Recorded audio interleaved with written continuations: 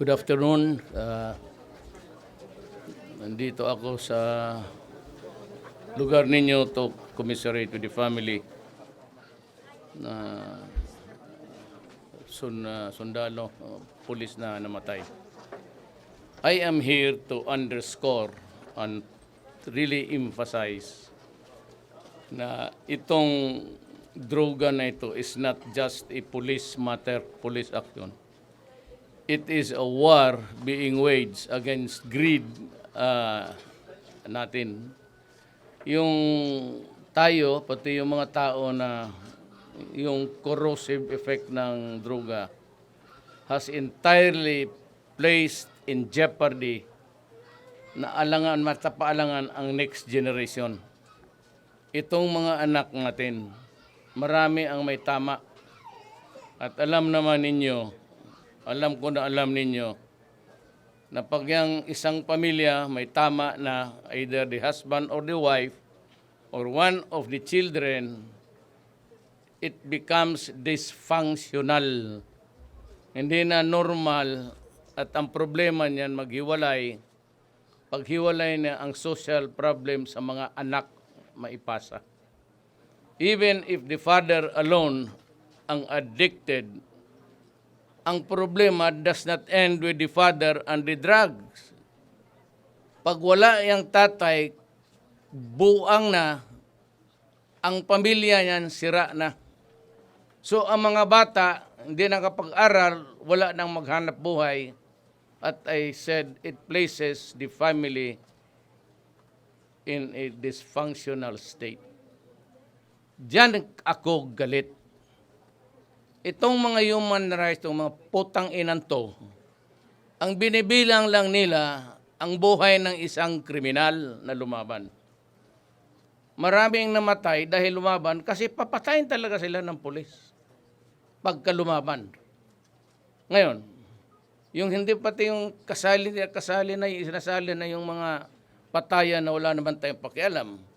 Kagaya niyan binabalot ng plastic, lagay sako. Ibig sabihin yan, may galit yan. Ang pulis walang personal na galit sa mga durugista. Pero ang pulis, ang order nila galing sa akin is to destroy the apparatus. May pasahan yan eh. May magdala dito, pasa doon, tapos mga runner dito. It is an apparatus really which is very hard to crack. Yan ang hindi naintindihan itong mga putang inang bobo na it does not end with the family or the drug or the runner sa drug. Kasi yun, poser yun, no? May problema rin sa pamilya yun.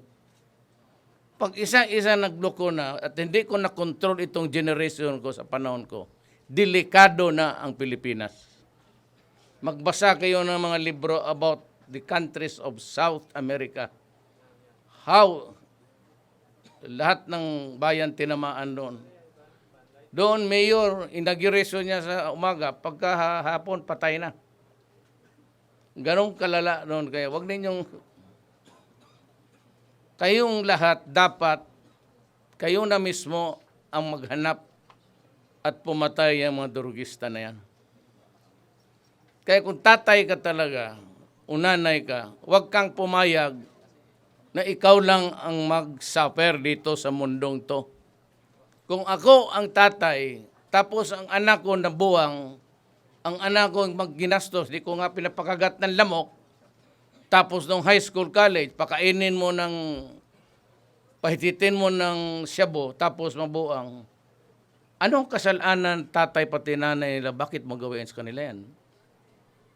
Huwag na yung batas-batas, huwag na yung Diyos-Diyos.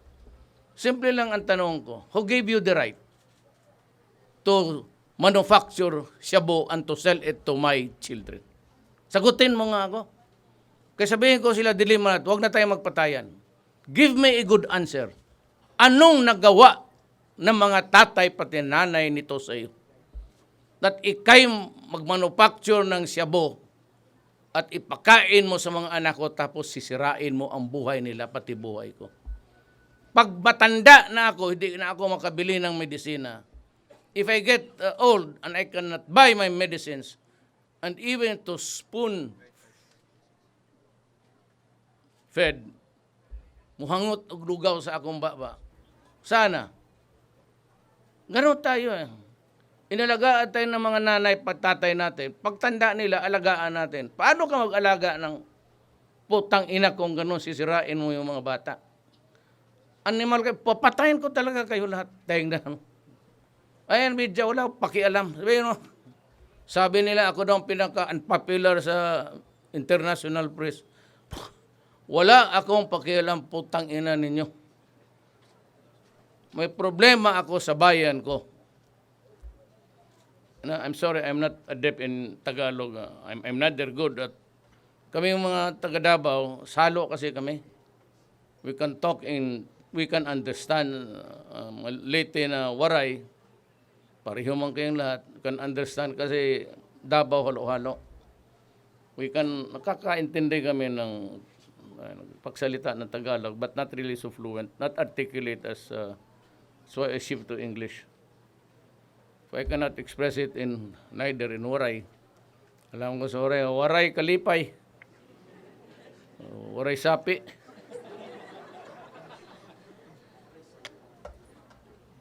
Yan ang away ko dyan. Hindi dahil na gusto akong pumatay. O, tignan mo yung pulis, o. Tapos sabi na human rights. Paano yan? Hindi mo nila binibilang ang pulis pati sundalo na matay.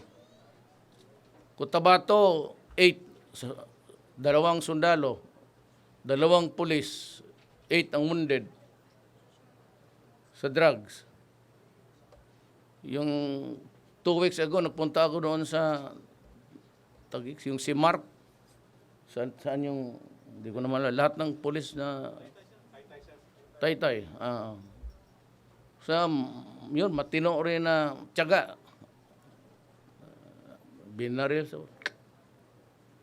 Kaya, yung pulis, kayong mga pulis, huwag kayong matakot. Basta ito ang order ko. Arrest means you overcome the resistance if there is any. Paano mo, the arrest means utosan ka ng judge, may warrant, dalhin kita sa istasyon, itong warrant. Now, you must place the person you are arresting in your custody. So, dapat hindi talaga siya pumalag, hindi siya lumaban. If he's not supposed to fight with you, you have to place him at within your control so that you can bring him to court. That is what the warrant says. But if they resist violently, baski hawak niyan tubo lang, pag tumaang ulo man sa sabog yung utak ko, you go for it, you really kill them. Wala, suportado ko kayo, walang makulong sa inyo. Sigurado yan, walang makulong sa inyo. Hindi ako papayag. Ngayon, kung 3 asawa mo, dagdagan mo ng isa, magkaso ka, ikaw ang paluin ko ng tubo. Ganun yung pulis. Sige, standby dyan sa mga barbar. Kaya yung mga ganda dyan sa bar, kanila. Maya-maya, asawa na. 2. Para rin kayong mayor ng Davao noon. Noon man yun. Hindi naman ako mayor. Totoo. Yung mga sundalo po talaga. Trabaho lang kayo. Huwag kayong matakot. Akin yan lahat. At the end of the day, akin yan. Kaya pag ginagawa ng judge, ikaw sabi mo, judge, hindi ako. Duterte yan. Si Mayor, wag ako kasi sinunod lang namin yung utos niya. Sabi mo, bakit pimatay? Lumaban eh. Ano mo naman, judge? Gusto mo ako ang mamatay?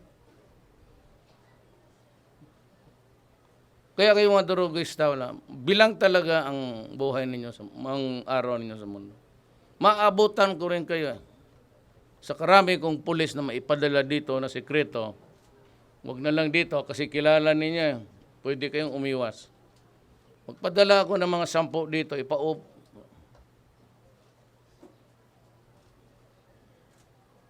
Sabihin ko sa inyo, ang yayaman dito, hindi kayo, lalo ng pamilya ng sundalo o pulis. Ang yayaman dito, ang punerarya. Sa totoo lang. Kaya wag ninyo akong bullshitin na Human rights, human rights. 3 million addicts, madala mo ng drama yan, plus 600,000 all over the country. And you think that number is a joking thing? Madala mo pa yan sa araw-araw na aresto tapos dali mo sa korte. Basta may hawak ka ng shabu. Pag inaresto ka, magpakamatay ka na lang. So, kayo nga iwan dyan, nakikinig. Talagang mamatay kayo. So, yan ang kapalit dyan. Yan ang kapalit. Kaya maski anong sabihin nilang human rights, I will not allow the Philippine society to deteriorate under my watch. Kasi kung hindi ko kaya to, wala ng tao ngayon makita mo sa politika, sa stage ngayon, tingnan mo kung sino. Kung hindi ko ito matapos, walang makakatapos nito. O kawawa talaga mga bata niyan. Ang apo ninyo ang kawawa. So, baski yan na lang, kontrabida ako, talagang kontrabida naman ako eh. Kaya ang tatay ko noon, sabi niya, hanggang pantalan ka lang. Tapos sabi ng nanay ko, nung pinaluhod ako, oh, narinig mo tatay mo? Ano sinabi siya? Oh, pantalan lang ako. Oh, di ikaw, pantalan. Okay mo lang, basta bayaran ako sa kinarga ko.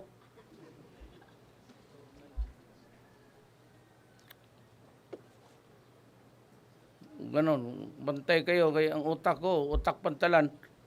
Baka sabihin niyo, buti ang formal-formal, lalo na kung may pare. Oh, ayan, medyo,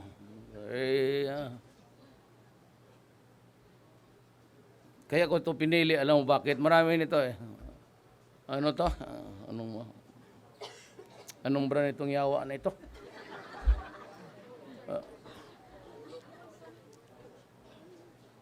Kasi sa eskwelahan namin to eh, ang logo. Hindi, Giordano. Yan ang ano niya, kinakaw niya yung logo. Ito man ang logo namin, San Beda. Layon. Kaya kayong mga kakainin ko, kayong mga putang ina, kayong huminto nga kayo dyan. Kaya ko sa inyo, talagang wala kang at the end of the day, pagkatapos ng araw at sunset, hindi tayo magkaintindihan dito, patay ka. Kaya ako nandito to impress upon you yung importance ng drive ko. Saka it pains me deeply to see a person dying in the fulfillment of his duty. May kwento ako ngayong araw ng kagitingan ngayon eh. Sabi ko, ang unang sinabi ko, nung maliit pa ako, lambas ng istorya. I did not read today's newspaper, but sa aeroplano binasa ko. Nandyan yung kay Justice Abad Santos. He was the Chief Justice of the Philippines Supreme Court when the Japanese came. Tapos pinapili siya to swear allegiance to the Japanese flag or he will be beheaded. Tapos sabi ni Abad Santos, okay lang, I will not. Kay anak niya umiyak. Sige na pa, wala naman tao dito. Dinala sa Malabang, Lanao eh. Sabi ni Abad Santos, sa anak niya, umiiyak yung anak niya. Sabi ni Abad Santos, bakit ka umiiyak? Bakit ako patayin? Bakit lahat naman tao mamatay? Baski saan ka pumunta? But you know, not every Filipino is given the chance to die for his country. Your husband, Gary, died for his country. Hero yan siya. Hindi lahat pwede. Hindi matay lahat pulis magipaglaban sa mga masasama. Army. Yan sila mga pinakamalapit maging hero. Hero talaga. Ako, ang hero, tigmura mo lang ako. Yan lang maabot ko, putang ina. Pero galit ako. Kaya destroy the apparatus of, kung hindi kakainin yung anak natin, pati yung next generation. Hindi ako papayag na ganun ang laro. I will not allow it to happen, said during my presidency. Yan ang deal natin dyan sa Either you stop or you die. Period. Kaya yung mga ninja, tawag na yung mga police na scalawags, hanggang ngayon hindi nag-surrender, pinapatungan ko yung ulo nila 2 million each. So kayong mga kapwa police, walang ano yan, diretso bigay ko sa iyo.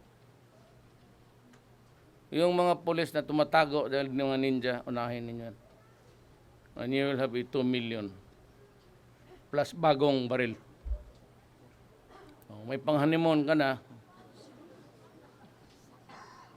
Total, pinili natin yan eh. I know that paski sa akin, sweldo ng presidente, 130,000. Kung lang alam ko lang, hindi ako tumakbo. Putang ina. Gawin ko lang clerk. But since I have to go back now because I'll be spending the night with the soldiers na yung tinamaan, paa, inaayos pa na, nakakast. Any question from the media, Action 5. Sir, good Mia. afternoon. Sir, about the Odicta couple, sir, is it true that Odicta? Yes, sir. Yun ang pinaka they were just drug lord. shot this morning, sir, and Patay? yes, sir. Is it true that they were supposed to surrender and go to Kurame to give a matrix or those people involved in drugs, sir? That is not my problem. He is wanted and is the number one drug lord. Talagang drug lord ito. And I just was informed early this morning that yung Odicta couple, mag-asawa patay. Sa pantalan ata inabutan. Wow. So, I cannot say anything.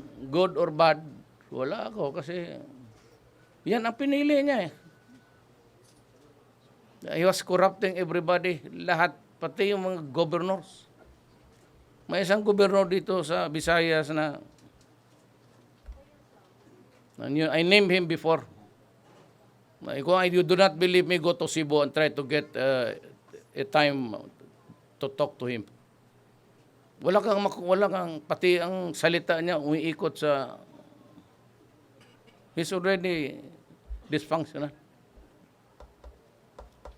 Yang Odicta was really being hunted sa Iloilo, siya yan number one.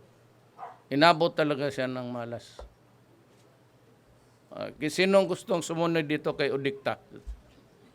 Bakante ngayon. Patay na raw. Sir, follow up on Secretary De Lima. She recently mentioned that the matrix you've shown to the public was a basura, and she reiterated that she is 100% innocent, sir. Thank you. Ang driver niya nandoon sa Matrix. The secret of it all is yung driver niya. Kaya yung driver niya ang may koneksyon sa loob. That is why sa loob, saan ka makakita dito na preso na may nightclub, may banda, makabili ka ng babae, pwede, papasukin lahat. Eh, kung ako ang preso, bakit pa ako lalabas? Eh, nandiyan na eh.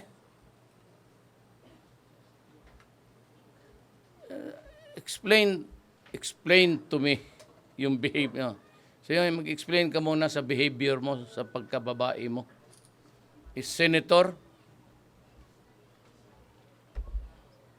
Ayan, tingnan ninyo sa ano. Nandiyan, may lumabas na naman. Uy, sino ka, ma'am? Sir, Bago ito. good afternoon. I'm Rida Reyes po from GMA. Sa Maynila. Yes, sir. Kala mo waray ka. Sir, tanong ko lang po, following yung kaninang statement ninyo or kanina po in-address nyo mismo si Chinese ambassador para ipakiusap yung Chinese fishermen. Sabi po niya, sumagot na siya kanina, sabi niya po he's open for discussions daw in letting Filipino fishermen sa Panatag Shoal. Well, they're having discussions backdoor channeling with President Ramos. I really do not know what's the deal or what is being talked about. It would be either presumptuous of me to say anything that I have not cleared with the President Ramos. He might have a lot of the wherewithals, pero ako wala, hindi pa kami nakita. So, they're still talking. Akin, diniritso ko to lang, nandoon na eh. Sabi ko, nandiyan ka na lang rin, Ambassador. Wala man tayong away, bakit hindi mo payagan ng, you have heard andoon ka pala? Kanina? No, sir, I was monitoring po dito sa Samar. Sir, another topic lang. Following yung release ng publication ng MASA, can we expect also to hear your voice regularly sa meron daw pong nationwide naman radio program to be hosted by you? I used to do that when I was mayor. More than almost 20 years with ABS-CBN. But of course, wala na ngayon kasi yung presidente na, marami kasi akong trabaho talaga, totoo lang. Sa trabaho ng presidente. Para kang clerk. Yan talaga, clerk. Pag-solve ka ng problema ganito, yan lang. Papel, tapos hindi ka makalabas. Hindi ka makalabas ng Malacanang. You go out and you create a huge traffic problem for everybody. Nahiya ako kasi mga 20 minutes before magdaan ako, clear na yan, pati yung kanto sarado na. So, the traffic piles up at the back. Once you zoom in, pagdaan mo, pass by, they begin to mingle again, and sometimes, marami tuloy magbabanggaan. It wreaks havoc to the day's mobility. Bago ka lang, ma'am, sa GMA? Hindi, sir. Hindi nakita, baka nagsuot-suot ka lang dyan. Hindi, sir. May mga assigned kasi po na reporters eh. Means, thank you, sir.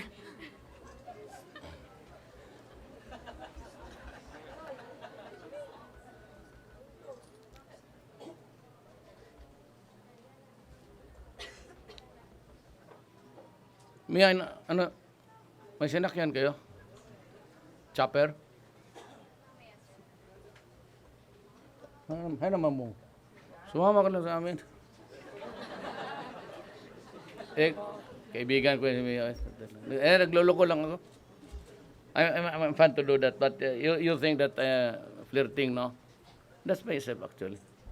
I do that even to my teachers. Any more questions? Do I hear somebody from the other network? Yeah. Kindly. Ano ka man?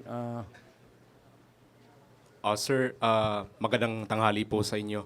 Ako po si Reggie Marina po from 90.1 Star Radio Catbalogan. Local announcer lang po. Sir, matanong ko lamang po yung reaksyon ninyo sa naging pahayag kamakailan ni Senator Laila de Lima hinggil dun sa panawagan ni Speaker Alvarez na hindi po siya interesado at hindi po siya haharap sa gagawing pagdinig ng Kongreso. Ano po ang reaksyon niyo dun, sir? You cannot compel anybody, not a senator actually. If she refuses, you can cite her for contempt. But the problem is just the immunity for the time being, that she is a senator and Congress is in session. But nobody can force anybody just to be there to bear witness to what's going on. Parang ganon, no? Pero with the kind of pati ako kung ako I'm not being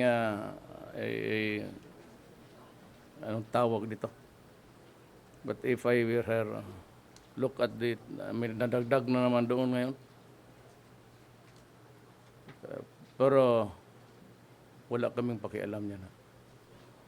That's not our work. That is their work. Sinadya niya, nagkumpiyansa sa yan. It's all over town.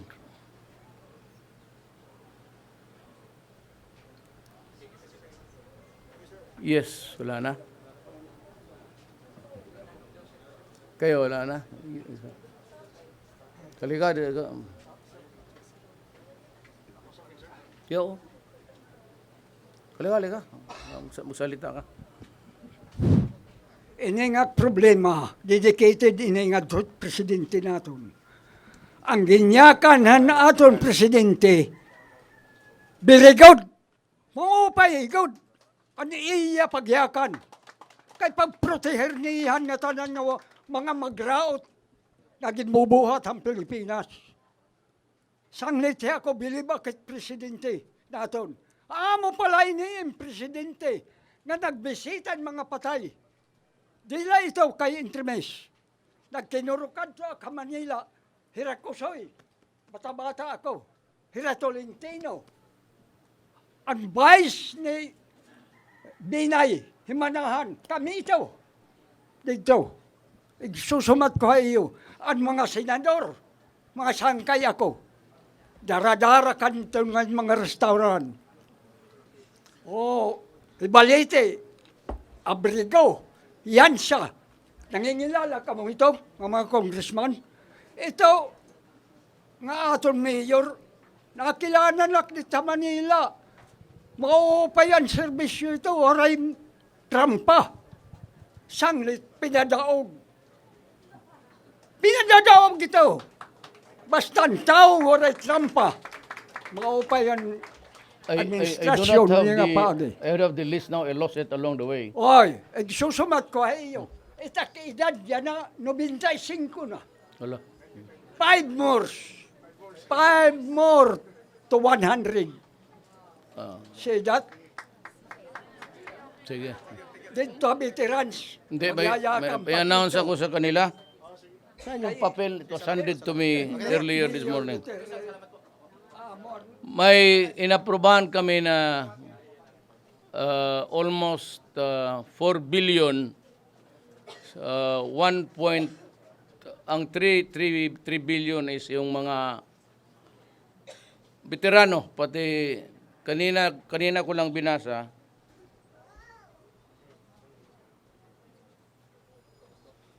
I love you man itong sinabi niya dito.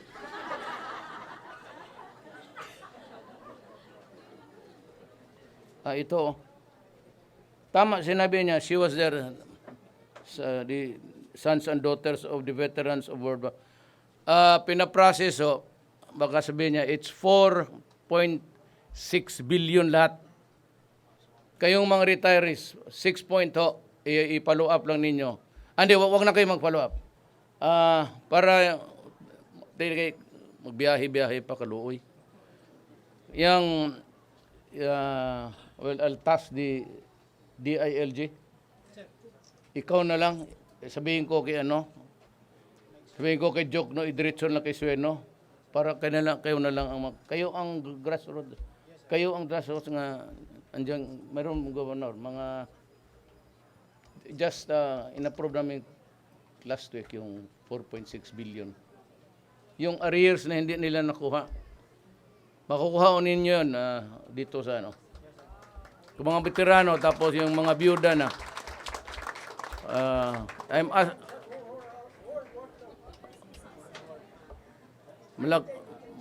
Yes sir, malaki ang respeto ko sa iyo. I said, you're the heroes of our country. Yung mga byuda,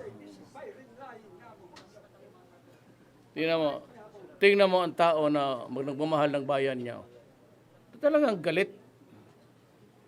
Ako, bayan, pati yung mga magaganda sa bayan natin. Saan na yun?